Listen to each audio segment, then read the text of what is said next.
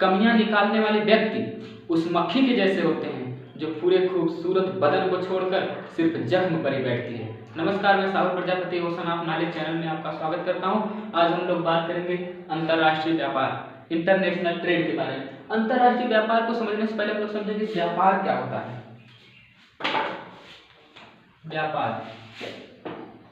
व्यापार शब्द का प्रयोग कहाँ किया जाता है? प्रायः वस्तुओं के लेन देन में, वस्तुओं के क्रय विक्रय में व्यापार शब्द का प्रयोग किया जाता है। जैसे आप कह सकते हैं व्यक्तियों के मध्य वस्तुओं के लेन देन को या क्रय विक्रय को व्यापार कहा जाता है। व्यापार किसे कहा जाता है?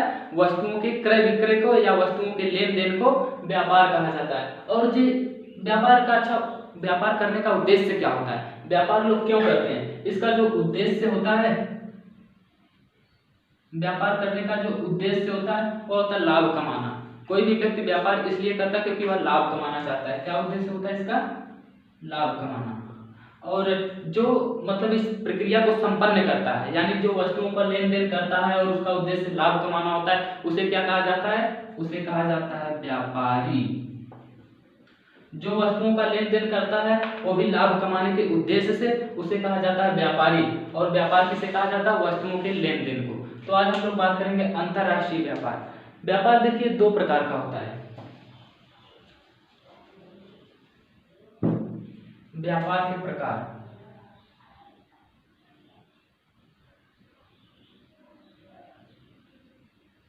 Types of trade.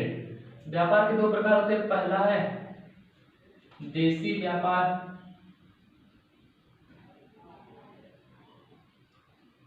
देशी व्यापार या आंतरिक व्यापार।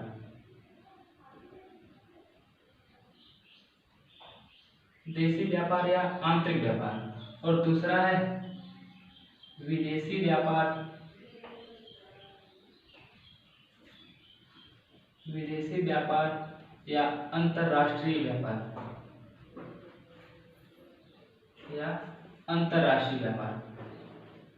तो बारी बारी से हम लोग देखेंगे व्यापार दो प्रकार के होते हैं, देशी व्यापार या आंतरिक व्यापार, जिसे कहा जाता है होम और इंटरनल ट्रेड। इंग्लिश में इसे विदेशी व्यापार को फॉरेन और इंटरनेशनल ट्रेड कहा जाता है। तो सबसे पहले हम लोग देखेंगे देशी व्यापार या आंतरिक व्यापार। देशी व्यापार या आंतरिक व्यापार को भी सुविधा की दृष्टि से, ताकि इसको समझने में आसानी रहे, इस दृष्टि से इसको तीन भागों में बांट दिया गया है। पहला है स्थानीय व्यापार। स्थानीय व्यापार, लोकल ट्रेड।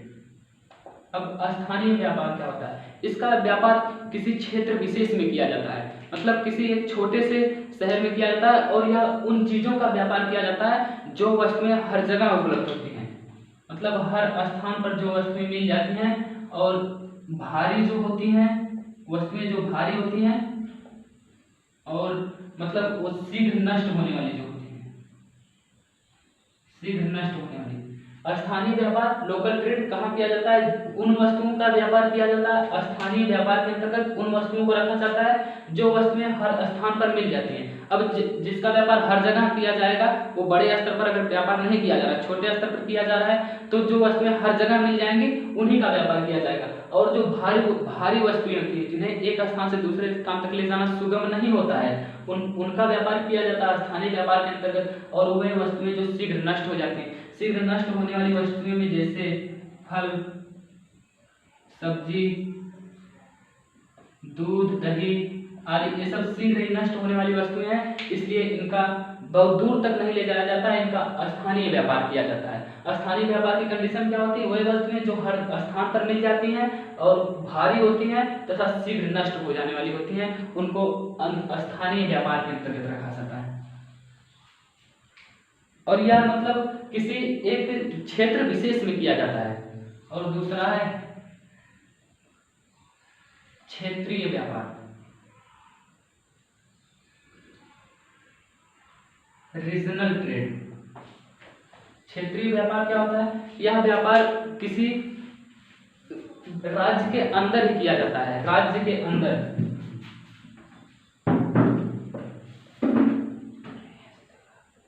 यह व्यापार राज्य के अंदर किया जाता है, क्षेत्रीय व्यापार। एक ही राज्य के अंदर, जैसे मान लीजिए उत्तर प्रदेश में व आजमगढ़ जिले से जौनपुर जिले में या फिर आगरा में किया जा सकता है, लेकिन एक राज्य की सीमा से बाहर नहीं किया जा सकता।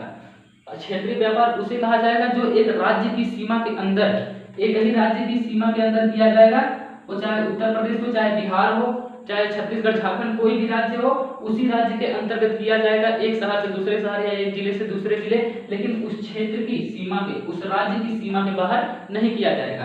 आप मोटी मोटा कह सकते हैं एक ही राज्य के अंदर किए गए व्यापार को, एक राज्य के अंदर ही किए गए व्यापार को क्षेत्रीय व्यापार कहा जाता है। और तीसरा है अंतर क्षेत्रीय व्यापार।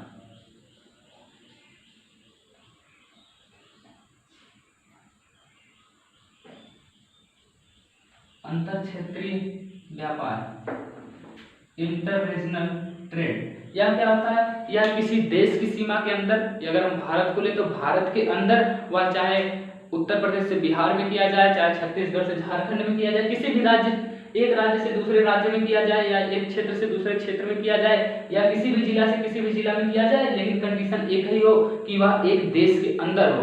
भारत में ही नहीं, चाहे अमेरिका, श्रीलंका, म्यांमार, जापान, कोई भी देश हो, उसी देश के अंदर किया गया व्यापार, किसी देश के सीमा के अंदर किए गए व्यापार को अंतर क्षेत्रीय व्यापार कहा जाता है। एक राज्य से दूसरे राज्य में यह व्यापार किया जाता है, उसे कहा जाता है अंतर क्षेत्रीय व्यापार। यह है देशी व्यापार या आंतरिक व्यापार। देशी व्यापार या आंतरिक व्यापार को 3 भागों में बांटा गया है सुविधा की दृष्टि से। स्थानीय व्यापार यह क्षेत्र विशेष में किया जाता है, इनमें कंडीशन होती है कि भारी वस्तुएं और शीघ्र नष्ट हो जाने वाली वस्तुएं, और जो वस्तुएं हर स्थान पर मिल जाती हैं, उनका स्थानीय व्यापार किया जाता है। और क्षेत्रीय व्यापार या किसी राज्य की सीमा के अंदर ही किया जाता है। और अंतर क्षेत्रीय व्यापार या किसी देश की सीमा के अंदर एक राज्य से दूसरे राज्य में किया जाता है, उसे कहा जाता है अंतर क्षेत्रीय व्यापार। अब देखेंगे दूसरा, विदेशी या अंतरराष्ट्रीय व्यापार।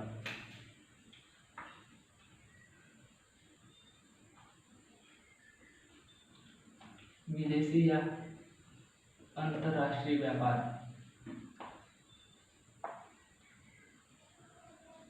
फॉरेन और इंटरनेशनल ट्रेड। यह क्या होता है? यह एक देश से दूसरे देश में किया जाता है। अब तो आप यहाँ से अंदाजा ही लगा सकते हैं, जैसे स्थानीय व्यापार रहा, क्षेत्रीय व्यापार, अंतर क्षेत्रीय व्यापार, उसी तरह से विदेशी या अंतरराष्ट्रीय व्यापार, मतलब एक देश से दूसरे देश में किए गए व्यापार को कहा जाता है अंतरराष्ट्रीय व्यापार। एक देश से दूसरे देश में किए गए व्यापार को अंतरराष्ट्रीय व्यापार कहा जाता है। अब देखेंगे हम लोग अंतरराष्ट्रीय व्यापार देख चुके हैं, देखेंगे व्यापार के आधार। वैसे पहले व्यापार का महत्व देख लेते हैं। व्यापार का महत्व क्या होता है?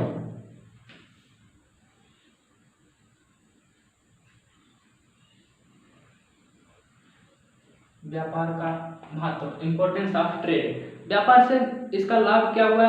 जैसे किसी किसी क्षेत्रों में किसी चीज का उत्पादन अधिक होता है और किसी क्षेत्रों में उसी चीज का उत्पादन बिल्कुल नहीं होता है।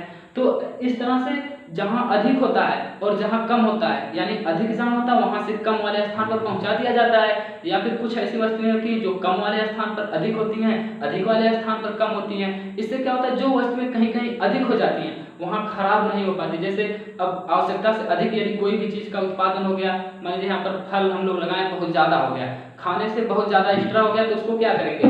व्यापार, मतलब बेचेंगे ही। तो ये सब व्यापार का महत्व है, उससे मतलब लाभ भी मिलता है और वस्तुएं खराब भी नहीं होती हैं। अब देखेंगे व्यापार का आधार।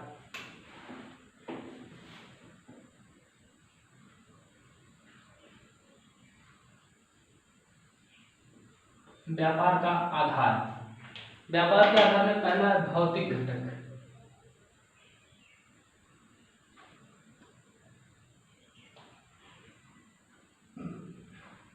भौतिक घटक, क्या भौतिक घटक व्यापार को प्रभावित करता है? जी हाँ, किस तरह से? जैसे भौतिक घटक में क्या कहा जाता है? जैसे भूगर्भिक संरचना, भूगर्भिक संरचना, मिट्टी, जलवायु, ये सब निर्धारित करती है कि कौन सी फसल या कौन सा खनिज कहाँ अधिक मिलेगा। भूगर्भिक संरचना हर एक जगह की एक समान नहीं होती है। कहीं कहीं लोहा, कोयला आदि खनिज मिलते हैं और कहीं कहीं नहीं मिलते हैं। और जलवायु कहीं कहीं कुछ जो उष्णकटिबंधीय फसलें होती हैं वो कहीं और पैदा होती है, शीतोष्णकटिबंधीय फसलें कहीं और पैदा होती हैं। और मिट्टी भी है, कुछ ऐसे फसल हैं जो किसी विशेष मिट्टी में ही पैदा होती हैं। तो इसलिए भूगर्भिक भौतिक घटक भी व्यापार को प्रभावित करता है। जैसे में यदि हम देखें तो गन्ना, कॉफी, कहवा, रबड़, गन्ना आदि ये सब कैसी फसलें हैं? ये सब उष्णकटिबंधीय फसलें हैं। ये सब उष्णकटिबंधीय की फसलें हैं। और गेहूं, रसदार फल, चुकंदर, ये सब कैसे हैं? ये सब शीतोष्णकटिबंधीय फसलें हैं। अब ये अंतर क्यों हुआ? जलवायु के कारण। अब यहाँ यदि सेम जलवायु होती तो हर एक फसल हर जगह उत्पादित की जा सकती थी, लेकिन ये कॉफी, कहवा, रबड़ आदि ये सब जो फसलें हैं ये सब उष्णकटिबंध में, ऐसा नहीं कि यहाँ पैदा नहीं होती, लेकिन मुख्य रूप से ये उष्णकटिबंध की फसलें हैं। और ये सब क्या है? शीतोष्णकटिबंध की फसलें हैं। तो ये अंतर क्यों हुआ? भौतिक घटक के कारण। अब शीतोष्णकटिबंध में यहाँ जो चीज उत्पादित हो रही है उसको यहाँ शेयर कर दिया जाता है, यानी व्यापार उसका यहाँ कर दिया जाता है और यहाँ से वस्तुएं यहाँ मंगा ली जाती है। यानी ये सब भौतिक घटक के कारण भी व्यापार क्या होता है? प्रभावित होता है। व्यापार का आधार भौतिक घटक भी है। और जैसे कुछ संरचना में, कुछ भूगर्भिक संरचना में खनिज में जैसे लोहा, कोयला ये सब अधिक मिलता है और जहाँ कम मिलता है वहाँ आयात निर्यात वहाँ से कर लिया जाता है। तो ये भौतिक घटक भी उसको प्रभावित करता है। अब देखेंगे दूसरा, आर्थिक घटक।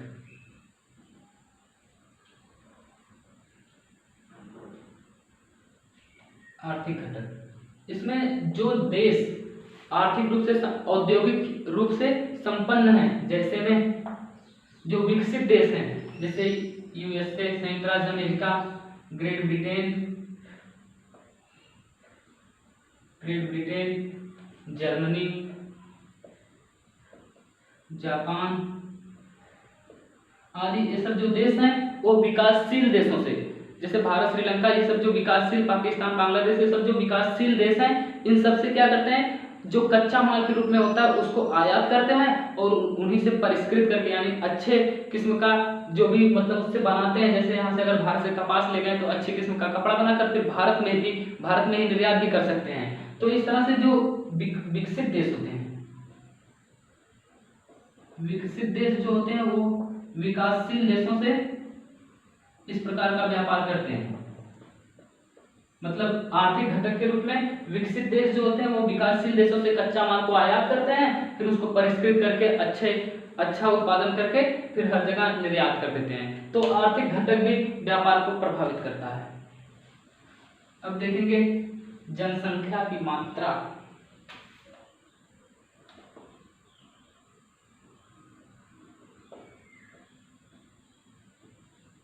जनसंख्या की मात्रा, क्वांटिटी ऑफ पॉपुलेशन।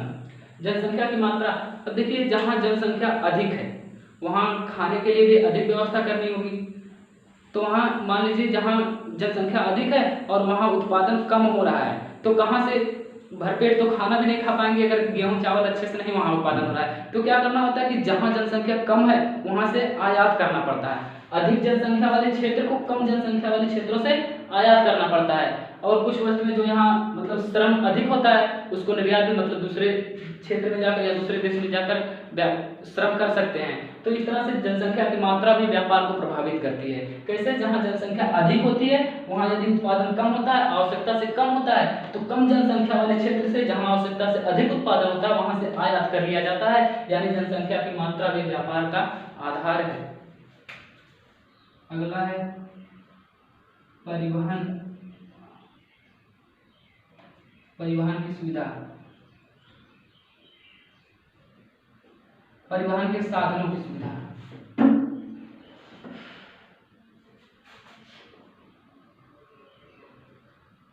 परिवहन के साधनों की सुविधा। अब परिवहन के साधनों की सुविधा ये किस तरह से व्यापार को प्रभावित करती है? ये देखिए कुछ वस्तुएं जो होती हैं जो शीघ्र नष्ट होने वाली होती हैं, उनको अति मतलब बहुत जल्दी ही उसको अन्य जहाँ भी व्यापार करना होता है उसको ले जाना होता है। जैसे फल, दूध, अंडा, मांस, मछली, ये सब जो होती है जल्दी खराब होने वाली चीजें हैं, तो इनको क्या करना होता है, मतलब परिवहन की सुविधा यदि अच्छी है तभी उनको एक देश से दूसरे देश में या कहीं भी तभी उसका व्यापार किया जा सकता है, जब परिवहन की सुविधा अच्छी होगी। अब जैसे अंडा, मांस, मछली, ये सब जल्दी खराब होने वाली चीजें, अब इनको टेम्पू से अगर आयात निर्यात करेंगे तो रास्ते में सड़ जाएंगी, इसलिए उनको शीत भंडार युक्त, जब से शीत भंडार युक्त परिवहन की जब से व्यवस्था हुई तब से इनका व्यापार सुगम हो गया है। यानी परिवहन के साधनों की सुविधा भी इसको प्रभावित करती है। किस प्रकार से, अब यहाँ जो शीघ्र नष्ट होने वाली चीजें हैं उनको शीत भंडार परिवहनों के द्वारा आयात निर्यात किया जाता है। अगला है राष्ट्रीय आय।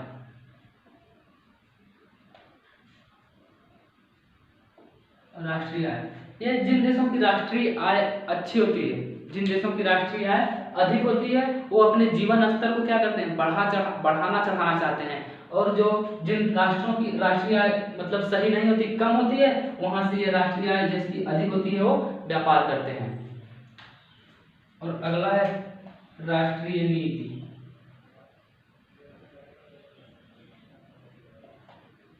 राष्ट्रीय नीति या राष्ट्रीय नीतियां। अब राष्ट्रीय नीतियां किस तरह से प्रभावित करती हैं, देखिए जैसे किसी चीज की जब तक यदि कम उत्पादन होता है तब तक तो विदेशों से या कहीं से भी आयात किया जाता है, लेकिन अगर बहुत ज्यादा उत्पादन यहाँ ही हो गया, बहुत ज्यादा उत्पादन यानी जिस चीज का अब तक आयात किया जाता था और उसी चीज का बहुत ज्यादा उत्पादन हो गया, तो आयात पर क्या किया जाता है, आयात पर रोक लगा दिया जाता है। क्यों? क्योंकि यहाँ पर्याप्त मात्रा में उपलब्ध हो चुकी है, तो उसको आयात जो होता है उसको रोकने के लिए नीतियां बनाई जाती हैं, राष्ट्रीय नीतियां वही कहलाती हैं। तो और फिर वही कर भी निर्धारित करते हैं कि कहाँ कितना कर किन वस्तुओं पर लगेगा।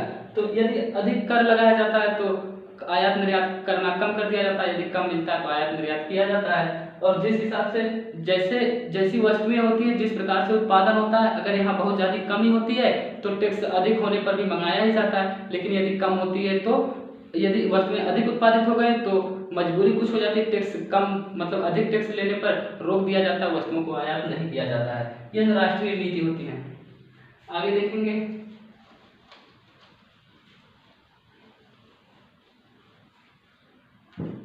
अन्य घटक।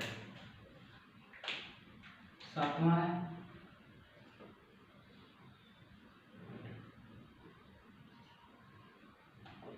अन्य घटक में जैसे विदेशों से आग्रह करने पर, किसी देश पर से आग्रह करने पर, जैसे कोई कहे कि हमारे यहाँ से आप व्यापार करिए, ऐसा आग्रह करने पर यदि व्यापार किया जाता है, या मानव की जो रुचि होती है वो सब क्या करता है, या फिर राष्ट्रीय जो मतलब भावनाएं होती हैं उन वो सब अन्य घटक में आती हैं।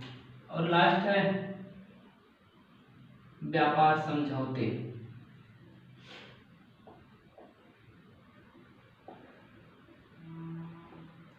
व्यापार समझौते देखिए दो प्रकार के होते हैं।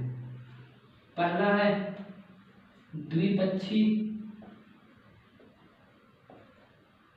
द्विपक्षीय समझौता और दूसरा है बहुपक्षीय समझौता। बहुपक्षीय समझौता यहाँ से आप शब्द से ही समझ सकते हैं, द्विपक्षीय समझौता यानी ये दो देशों के बीच की जाती है, दो देशों के बीच, यानी एक देश से दूसरे देश से किया गया समझौता क्या कहलाता है, द्विपक्षीय समझौता। ऐसे समझौते भारत के लगभग 40 से भी अधिक ऐसे समझौते हैं जो एक देश से यानी भारत से अन्य देशों जैसे भारत रूस, भारत अमेरिका यानी दो देशों के बीच एक देश से दूसरे देश में किए गए समझौते को द्विपक्षीय समझौता कहा जाता है। और ये बहुपक्षीय समझौता एक देश से अन्य देशों से, एक देश से अन्य कई देशों से किए गए समझौते को बहुपक्षीय समझौता में रखा जाता है। व्यापार समझौते दो प्रकार के होते हैं, द्विपक्षीय समझौता एक देश से दूसरे देश से किया गया समझौता, जैसा कि भारत से लगभग 40 से भी अधिक समझौते ऐसे हुए हैं, और बहुपक्षीय समझौता एक देश से कई देश के बीच किया गया समझौता। तो आज हम लोग देखें कि अंतर्राष्ट्रीय व्यापार क्या होता है, इसी कड़ी में आगे बढ़ाएंगे, लेकिन नेक्स्ट वीडियो में। आज के लिए बस इतना ही।